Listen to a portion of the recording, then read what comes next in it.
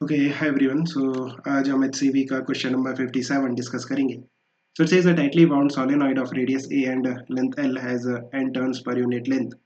It carries an electric current I. Consider a length dx of the solenoid at a distance x from one end. This contains n dx turns and may be approximated as a circular current I and dx. Write the magnetic field at the center of the solenoid due to this circular current. Integrate the expression under proper limits to find the magnetic field at the center of the solenoid. So देखो, अगर हम बात करते हैं कि हमारे पास एक solenoid है इस तरह से, इस सोलेनॉइड की लेंथ एंड रेडियस हमें दे रखी है. लेट्स से ये आपका x इज इक्वल टू 0 है एंड इस सोलेनॉइड में जो करंट है that is I. x is equal to 0 से किसी डिस्टेंस x पे हम जाते हैं और dx लेंथ का एक डिफरेंशियल एलिमेंट लेते हैं. बेसिकली dx डिफरेंशियल लेंथ हमने लिया है. सो आप देखो कि इस dx लेंथ में कितने नंबर ऑफ टर्न्स होंगे. That will B n dx. n is the number of turns per unit length and dx is the length. Now इस dx लेंथ के कारण इस सोलेनॉइड के सेंटर पे, इस सोलेनॉइड का जो सेंटर होगा वो कहीं यहाँ पे होगा. Let's say c is the centre of this solenoid and this is the axis of the solenoid, है ना. सो c पे कितनी मैग्नेटिक फील्ड होगी इस डिफरेंशियल लेंथ के कारण. तो आप देखो, ये जो डिफरेंशियल लेंथ dx है इसको हम एक सर्कुलर करंट कैरिंग लूप की तरह ट्रीट कर सकते हैं. इस तरह से ये जो dx लेंथ है इसमें जो नंबर ऑफ टर्न्स है दैट इज n dx, है ना.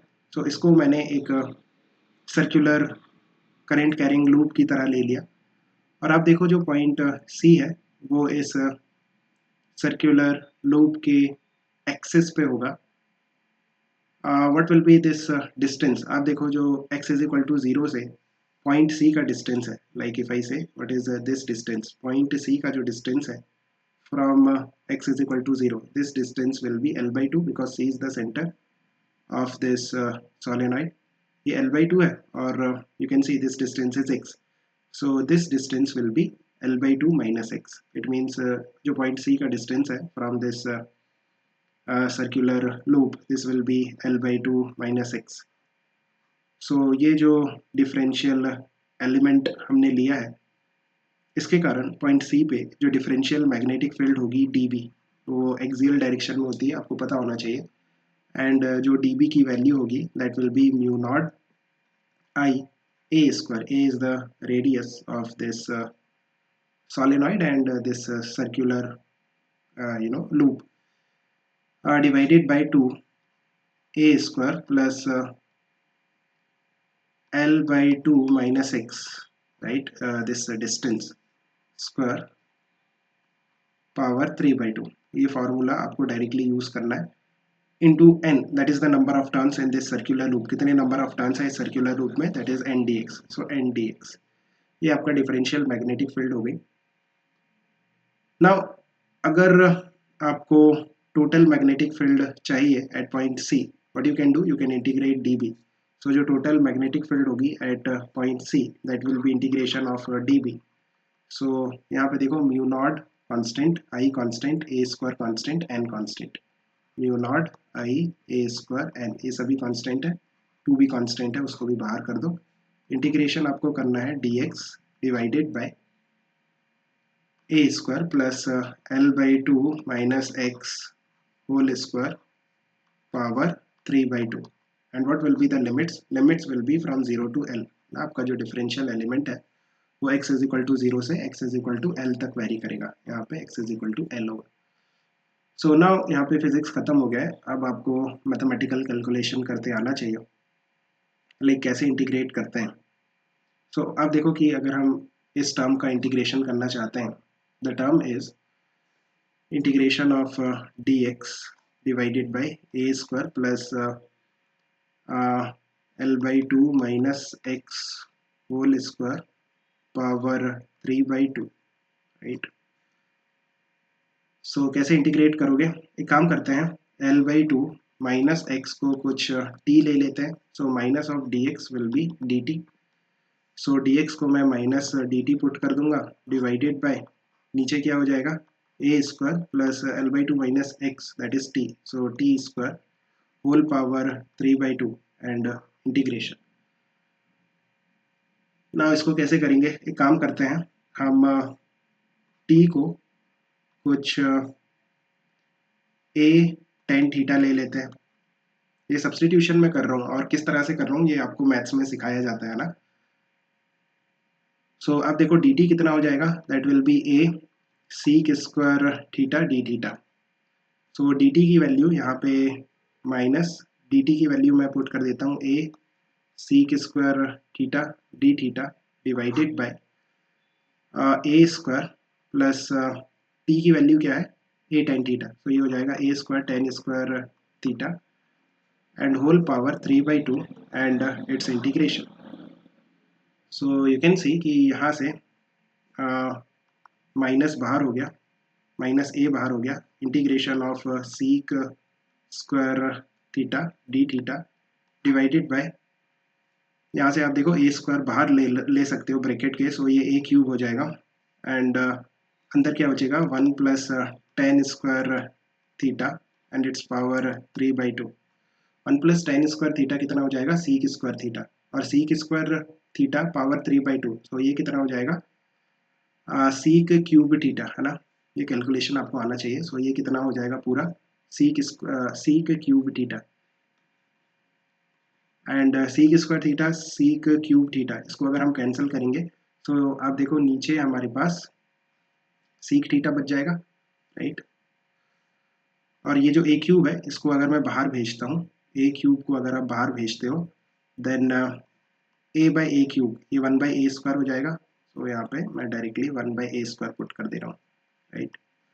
सो ये आ रहा है माइनस 1 अपॉन ए स्क्वायर और 1 upon seek theta that is cos theta D theta, और कॉस थीटा का जो इंटीग्रेशन होता है that is sine theta, right. So minus 1 upon a square, ये पूरा इंटीग्रेशन हो गया। नाउ जस्ट हमें सब्सटीट्यूशन करना है। तो आप देखो साइन थीटा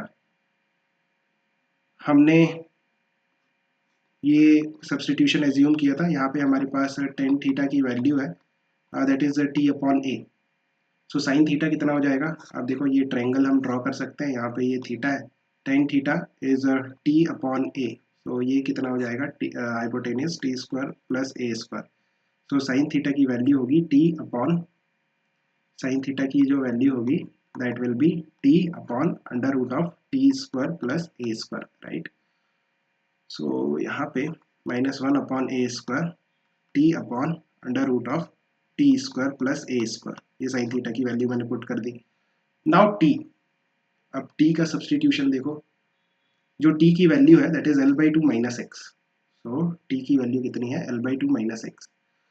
सो टी की वैल्यू कितनी है L by two minus X, और यहाँ पे under root of L by two minus X square plus A square, right. ये पूरा इंटीग्रेशन हो गया। नाउ हमें लिमिट्स लेनी है, जो लिमिट्स थी इंटीग्रेशन के बाद आपके पास जो लिमिट थी that was from 0 to l. So आप देखो minus 1 upon a square, minus 1 upon a square, एक काम करते हैं पहले x की वैल्यू मैं l पुट कर रहा हूँ ना, यहाँ पे जो x की वैल्यू है वो l है। So l by two minus L कितना हो जाएगा, minus of l by two divided by x की वैल्यू l है, so l by two minus l that will be minus l by two और उसका स्क्वायर हो जाएगा। So l square by 4 means under root of l square by 4 plus A square, ये हो गई upper limit, minus lower limit put करेंगे means x की value 0। सो x की वैल्यू अगर हम 0 पुट करते हैं तो ये हो जाएगा l by two upon x की वैल्यू 0 पुट करोगे तो ये तो सेम ही आ रहा है l square by 4 plus A square, right. So आप देखो कि यहाँ पे एलसीएम तो सेम है, minus l by two minus l by two कितना हो जाएगा माइनस एल, और ये minus l upon under root of L square by 4 plus A square, और मल्टीप्लिकेशन में -1 बाई ए स्क्वायर है, सो माइनस माइनस कैंसिल हो जाएगा। What you are getting is l upon a square under root of L square by 4 plus A square. So ये पूरा integration के बाद limits put करने के बाद ये फाइनल आंसर आ रहा है हमारा। सो यहाँ पे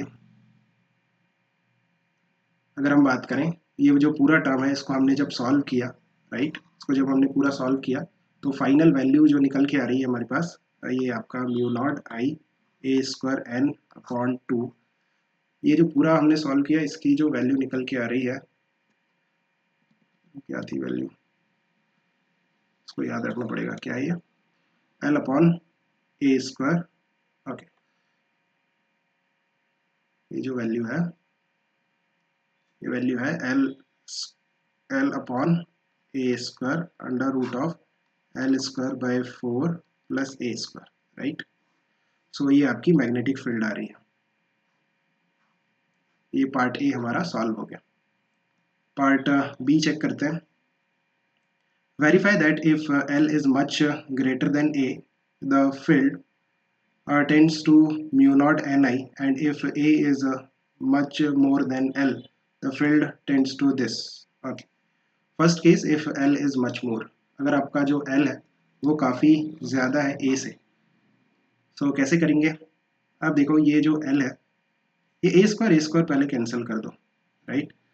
यहाँ पे क्या आ रहा है, mu naught N I by 2, और ये जो l है इसको मैं अगर मैं डिवाइड में भेजता हूँ, सो ये 1 upon under root of L square से अगर आप डिवाइड करोगे, सो ये कितना हो जाएगा, 1/4 प्लस ए square upon l square, right. मैंने क्या किया, ये जो एल है इसको डिवाइड में भेजा है, सो रूट के अंदर जाने पे स्क्वायर हो जाएगा, राइट, और फिर आप डिवाइड कर सकते हो। Now if l is much more than a, so ये वाला जो टर्म है ए बाई एल, राइट, ये तो नेग्लिजिबल हो जाएगा, like l is much more, right, so इसका जो डिनोमिनेटर है वो काफ़ी ज़्यादा हो जाएगा, सो यू कैन सी कि this term will become zero, right.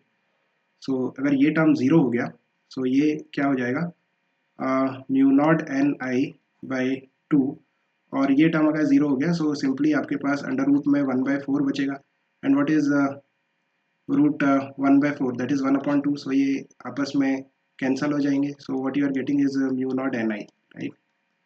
Now second case की अगर हम बात करें, सेकेंड केस में अगर हमारा जो ए है वो मच मोर देन एल है, सो आप देखो कि जो ए है वो काफ़ी ज़्यादा है एल स्क्वायर के कंपेयर में, मीन्स ये वाला जो टर्म है ये काफ़ी ज़्यादा हो जाएगा, सो हम 1/4 को इग्नोर कर सकते हैं इस टर्म के कंपेयर में, राइट। लाइक ये जो टर्म है वो काफ़ी ज़्यादा हाई हो जाएगा अगर आपका जो ए है वो मच मोर देन एल है, सो ये टर्म काफ़ी ज़्यादा हो जाएगा 1/4 से, सो 1/4 को इग्नोर कर देंगे हम इस टर्म के कंपेयर में, सो ये कितना हो जाएगा, mu naught N I by 2, और ये इसको इग्नोर कर दिया, so 1 upon under root of a square upon l square, right. So यहाँ से अगर सिंप्लीफाई करोगे, so mu naught N I l upon 2a, so यही हमें प्रूफ करना था। यू कैन सी कि अगर a is much more than l then ये रिजल्ट है, और l is much more than a then this is the result. दोनों ही रिजल्ट हमने वेरीफाई कर लिए। Hope you have understood, keep working hard, best of luck.